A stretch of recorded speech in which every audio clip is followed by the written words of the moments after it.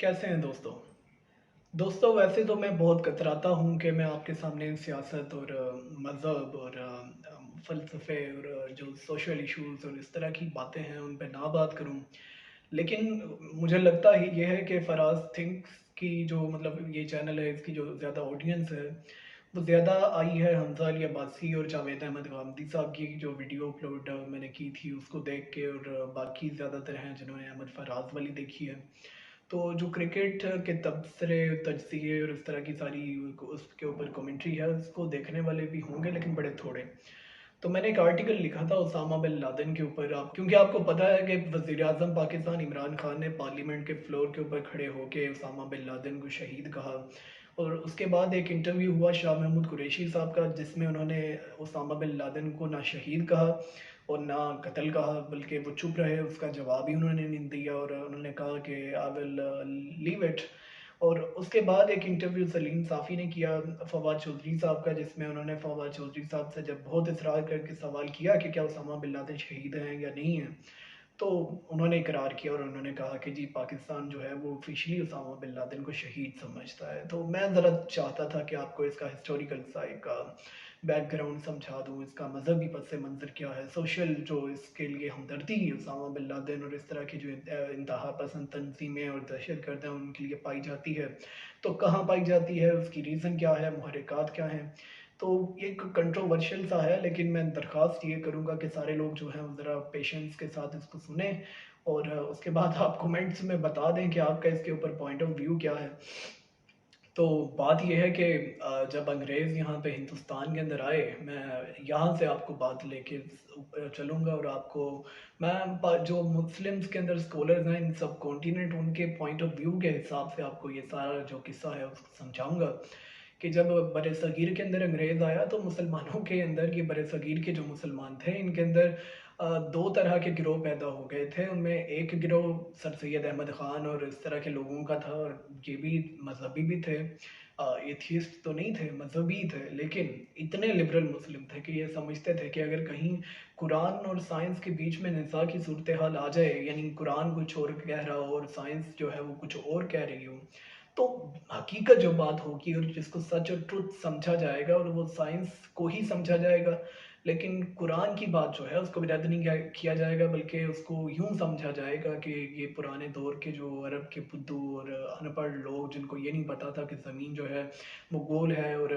ज़मीन सूरज के गिर्द गर्दिश करती है और आसमान नाम की कोई चीज़ नहीं है, उन सबको बस इस किस्से कहानी के थ्रू इसी तरह से समझाना था। तो अल्लाह ने कुछ शायरी और कुछ किस्से यूज़ किए ताकि उन्हें समझा सकें। तो एक पहला ग्रुप ये था। दूसरा ग्रुप उनका था और ये बहुत ज़्यादा लोगों का था और आज भी अक्सरियत में यही लोग हैं और यही मतलब हमारे मदरसों के अंदर, मस्जिदों के अंदर हर जगह पे मौजूद हैं। और इन सब का ये समझना था कि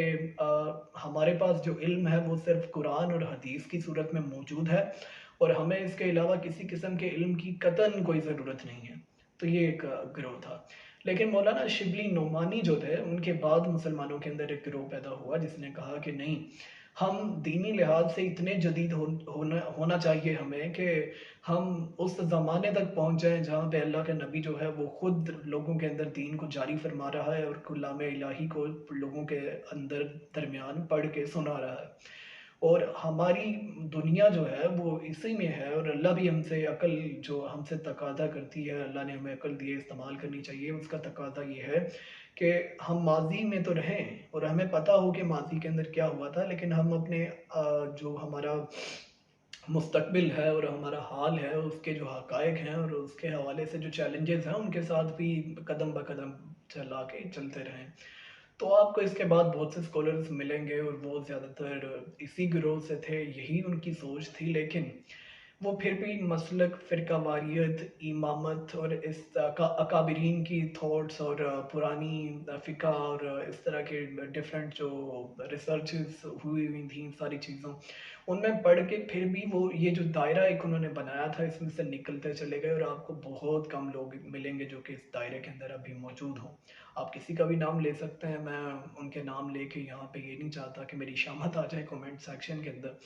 लेकिन बहुत कम लोग हैं जो कि मतलब उस दायरे के अंदर फिर रहे हों, जिन्होंने फ़िरक़ावारियत और इस तरह की जो पुरानी एक थॉट थी उससे मुबर्रा होके उन्होंने दीन को समझा हो, तो बड़े कम लोग थे इस तरह के। तो ये एक जो दीनी बयानिया बनता है इस सब के तनाजुर में, यानी पुरानी जो रिसर्च बुक्स लिखी गई थी, जो पुरानी फ़िक़्ह मौजूद थी, पुराने लोगों की जो अकाबरीन की, इमामों की, मुख्तलिफ बड़े बड़े शख्सियात जो थी उन सब की जो एक उन सब की थॉट बनती है और जो उनका एक नैरेटिव बनता है, उसको कहते हैं रवायती दीनी बयानिया। और ये खड़ा है in conflict with the modern world. इसी वजह से अल्लामा मोहम्मद इकबाल जो थे उन्होंने अपनी किताब लिखी थी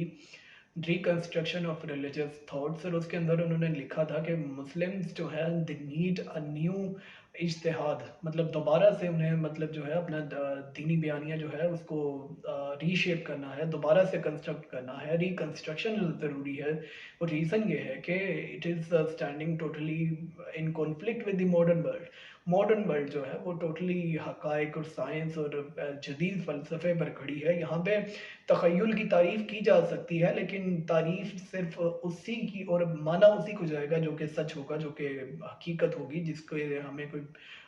हमने कोई उसका मुशाहिदा या तजुर्बा मतलब कोई प्रैक्टिकल करके देखा होगा और हमारे पास उसके हवाले से कोई हाइपोथेसिस नहीं बल्कि प्रैक्टिकल सॉल्यूशंस के तहत हमारे पास कोई थ्योरी या लॉ मौजूद होगा। This is the modern world. तो यहाँ पे अकीदत चाहे हो या फिर तख़य्युल हो या फिर जज़्बात हो या मोहब्बत हो, इस तरह की सारी चीज़ें जो हैं उनकी तारीफ़ की जा सकती है, लेकिन माना सिर्फ़ इल्म को जाएगा। तो ये जदीद दुनिया है और हमारा जो रवायती दीनी बयानिया है वो इन इसके साथ टोटली इन कॉन्फ्लिक्ट खड़ा है। इसकी एक मिसाल देके मैं आपको समझाता हूँ कि इसमें एक तसव्वुर मौजूद है कि तक़वा क्या होता है। तो तक़वा की बुनियाद पे जब उसूल तय किए जाते हैं तो एक इंतहा इख्तियार कर ली जाती है हर मामले के अंदर। हर मामले के अंदर छोटे से छोटा मामला हो उसके अंदर भी एक इंतहा इख्तियार कर ली जाती है। मिसाल के तौर पे औरत के पर्दे के हवाले से ही बात कर लें तो एक इंतहा एक एक्सट्रीम है जिसको इख्तियार कर लिया जाता है और बहुत सी पाबंदियाँ लगा दी जाती हैं। और हमने देखा कि जब तालिबान की अफ़गानिस्तान के अंदर हुकूमत आई या फिर जब सऊदी अरब जो था इसके अंदर रिफॉर्म्स नहीं आई थी, बल्कि उलमा जो थे उनका वहाबी स्कूल ऑफ थॉट जो था वही यहाँ पे चलता था, तो इतनी ज़्यादा पाबंदियाँ थीं कि इस्लाम के अंदर तो हम देखें तो उतनी कभी हमें नज़र नहीं आएंगी। तो ये एक जो एक्सट्रीम लेवल इख्तियार किया जाता है, ये सिर्फ़ एक फ़र्द की ज़िंदगी के हवाले से नहीं होता। आपके मेरे आपको और मुझको कहा जाए कि टखने नंगे करें, दाढ़ी रखें या सर पे पगड़ी पहने या टोपी पहने, इस तरह की जो और वेस्टर्न ड्रेसिंग ना करें और ये काम इस तरह करें, उस तरह करें। इस पे जो एक्सट्रीम इख्तियार की जाती है अबाउट द इंडिविजुअल्स लाइफ, सिर्फ इस पे नहीं इख्तियार की जाती, बल्कि ये रियासत के हवाले से, ये सियासत के हवाले से, ये वॉर इंस्टीट्यूशन और जिसको हम जिहाद कहते हैं इस्लाम के अंदर, उसके हवाले से भी इख्तियार की जाती है। तो हमारा जो रवायती दीनी बयानिया खड़ा है वो एक इंतहा लेके खड़ा है, सिर्फ फ़र्द की ज़िंदगी के हवाले से नहीं बल्कि एक मज़हब और बल्कि कंट्री के को लेके भी। और ये सिंपली ये कहता है कि दुनिया के अंदर सिर्फ दो रियासतें हैं दरअसल में। एक है मुसलमानों की रियासत जो कि दारुल अमन है और वो एक खलीफा के अंडर सारे मुसलमान जो हैं वो इकट्ठे हैं और उनकी और कोई नेशनैलिटी नहीं सिवाय इसके सारे मुसलमान हैं। जिस तरह अल्लामा इकबाल ने भी लिखा था कि तुम मुस्तफ़वी है वतन है सारा जहां तुम्हारा। अब मैं समझाता हूँ आपके वतन सारा जहां तुम्हारा क्यों। इसलिए कि वो समझते हैं कि जो काफिर है उसने जो कुफ्र किया है ये इटसेल्फ एक जुल्म है, और जब एक काफिर जो है वो हुकूमत अपनी बना लेता है तो ये तो अल्लाह के साथ जंग करने के मुतरादिफ है। तो जितने भी अहले ईमान मौजूद हों उन सब का काम यह है कि वो जितने भी काफिर और गैर मुस्लिम रियासतें हैं उन सबको ढा दें, मलियामेट कर दें और पूरी दुनिया के ऊपर जो है वो मुसलमानों की हुकूमत कायम कर दें और उसके बाद शरीयत नाफिज कर दें जो कि मुसलमानों का फ़िक़्ह और शरिया, जो कि आज से तकरीबन भी 1000 साल पहले तक लिखी जा चुकी थी उस दौर के हिसाब से। उसके अंदर मतलब जितनी भी आप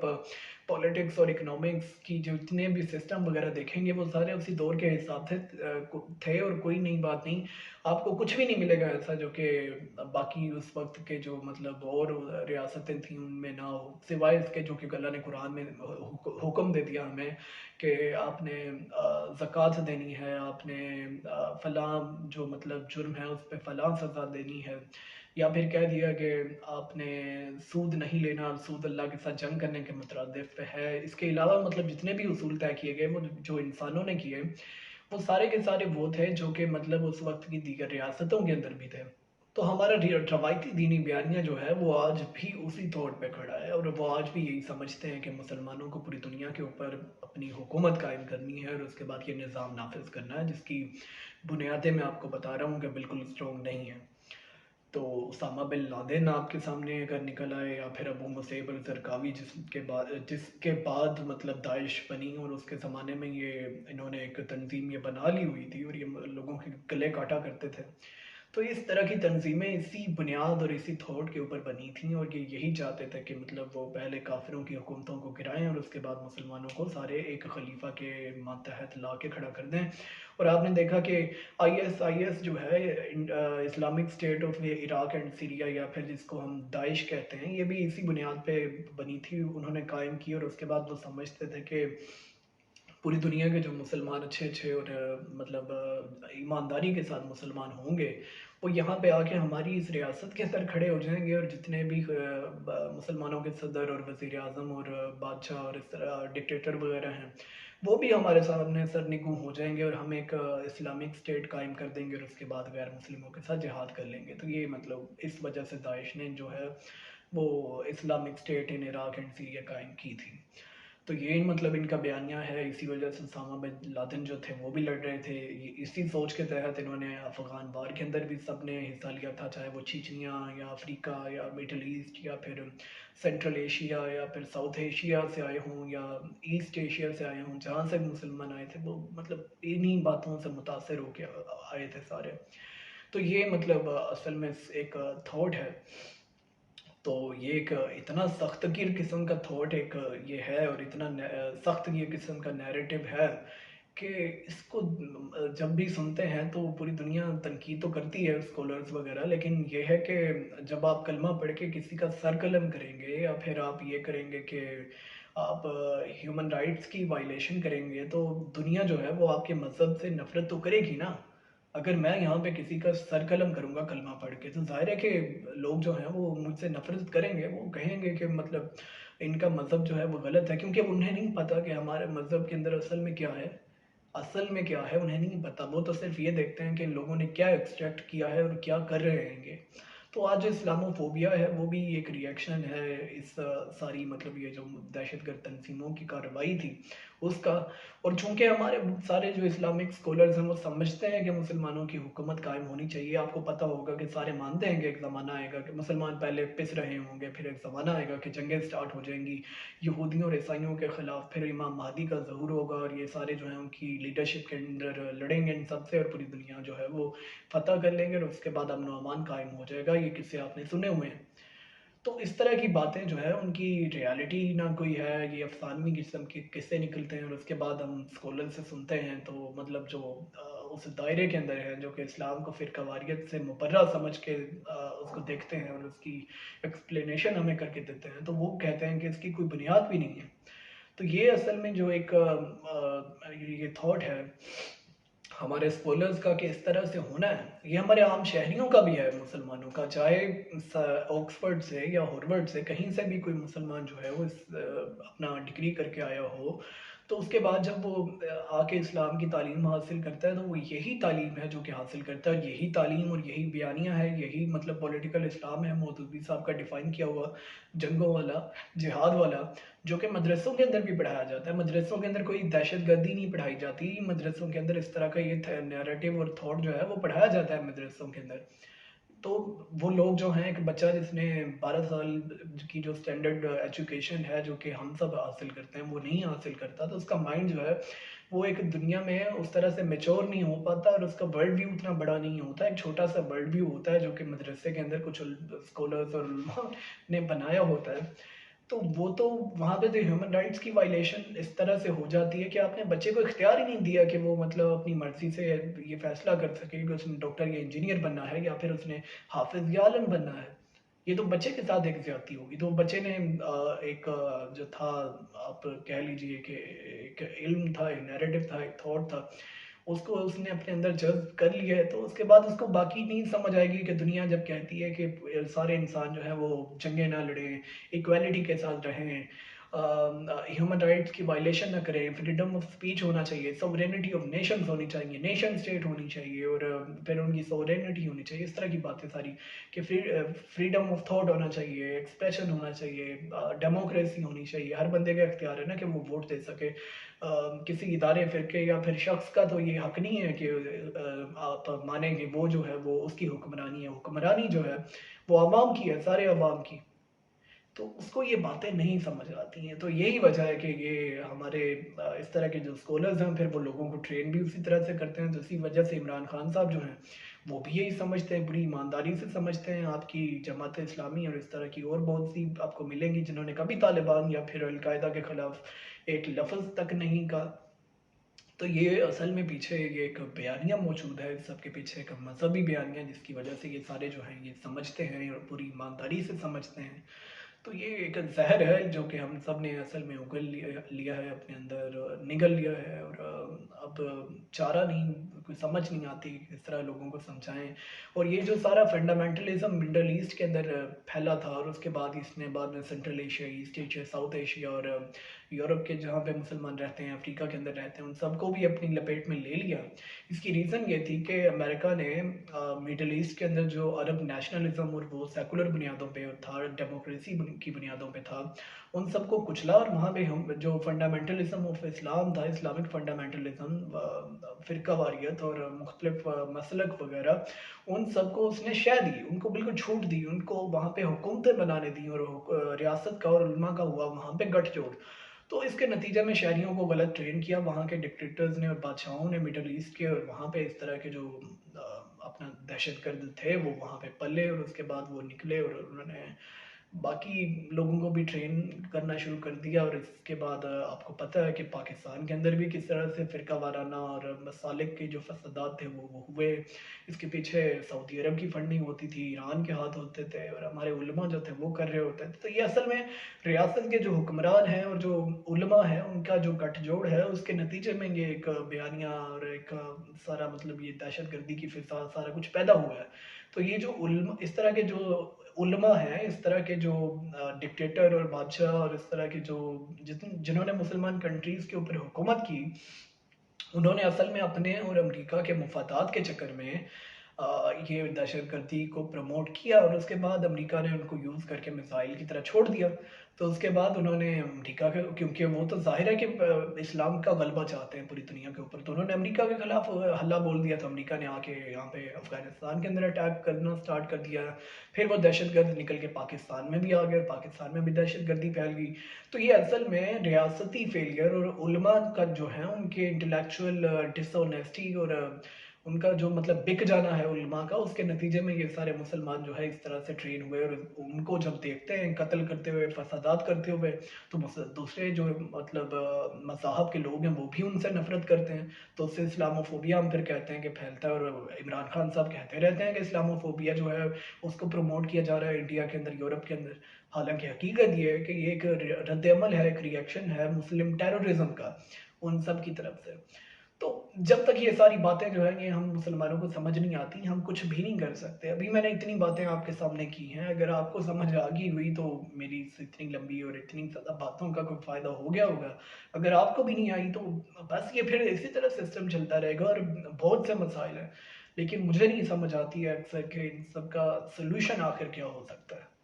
आप बताएं कमेंट्स के अंदर कि आपके ख्याल में सोल्यूशन क्या हो सकता है। मेरे ख्याल में जब तक हम ये फैसला नहीं करते कि हमें अपने शहरियों को गुमराह करके उनके वसाइल पे कब्जा करना है, हमारी एलीट को, हमारी रूलिंग क्लास को, और तब तक तो कुछ भी नहीं हो सकता। अगर वो ये फैसला करें कि उन्हें वसाइल पे कब्जा करके लूट मार नहीं करनी, बल्कि उन्हें ये करना है कि शहरियों को बेहतर से बेहतर एजुकेट करें और ट्रेन करें, और उसके बाद मुल्क के अंदर इन्वेस्टमेंट आने दें, मुल्क के अंदर इकोनॉमिक जो एक्टिविटीज़ हैं उसको प्रमोट करें, टूरिज्म को, स्पोर्ट्स को, इंफ्रास्ट्रक्चर को, इन चीज़ों को। तो उसके बाद ये तरक्की हो तो उसके बाद फिर लोगों के जहन भी खुलेंगे। जब पैसा आएगा तो जहन भी लोगों के खुलेंगे, क्योंकि पैसे के बिना आप कुछ भी नहीं कर सकते अपने शहरियों के साथ। तो जब तक रियासत ये फैसला नहीं कर सकती, और ये सिर्फ पाकिस्तान नहीं, पूरी जितने भी मुस्लिम कंट्रीज हैं वो फैसला नहीं कर लेते, तो ये बहुत मुश्किल है कि हमारे अंदर से इस तरह की जो ये बैकवर्ड किस्म की थॉट है वो ख़त्म हो। आपको इस तरह के तो प्रोफेसर, उलमा,